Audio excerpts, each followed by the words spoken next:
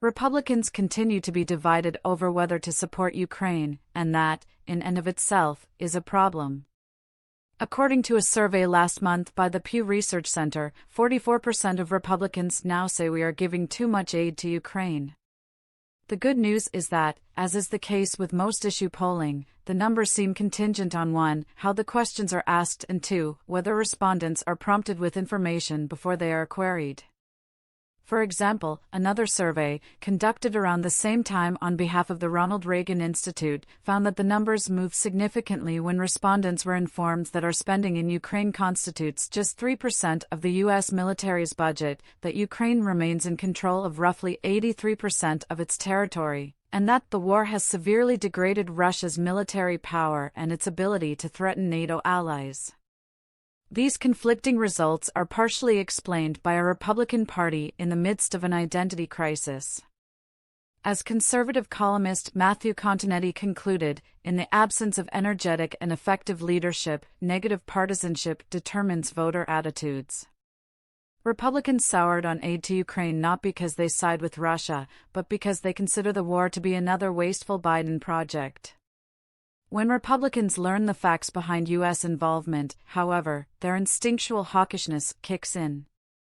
What they have lacked is a prominent GOP spokesman for freedom. All this is to say, words matter. And leaders matter.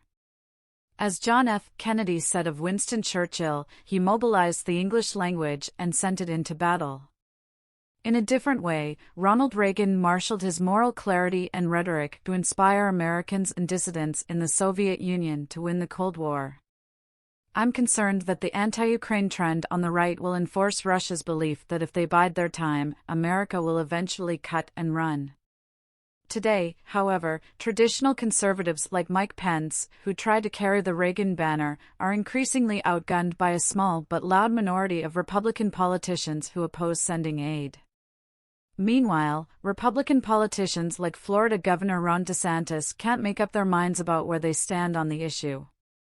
Fortunately, there are emerging efforts to fill this leadership void, including a new group called Ukraine Strong that is headed by former senior GOP campaign officials, spokesmen, and operatives.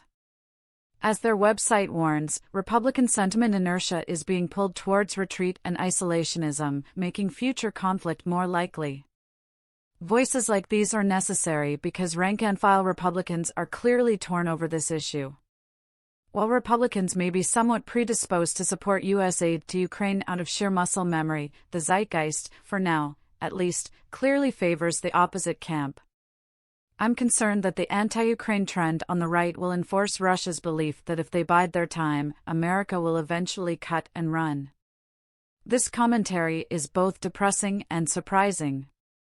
If you were to transport a Republican from the year 2000 to present day, he or she would be stunned by today's dovish GOP. I've been paying close attention to politics for decades, and I'm still surprised by the state of the GOP. I shouldn't be. While Republicans may vacillate on issues ranging from character to free trade, it's not surprising that opposition to Russia's invasion is likewise controversial within the GOP.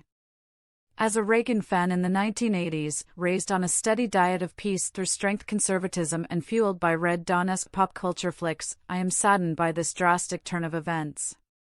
The Republican brand was once contingent on being perceived as the party that was willing to stand up to the bad guys. The idea that accomplishing this vital goal might cost too much would have seemed like lefty talk. After liberals decided that stopping the spread of communism was no longer worth paying any price or bearing any burden, they said things like, "We have homeless in America, why are we fighting an X?" Today, an increasing number of Republicans are making a similar argument, except their implicit message is, "We have poor white people in Appalachia. Why are we wasting their resources on Ukraine?"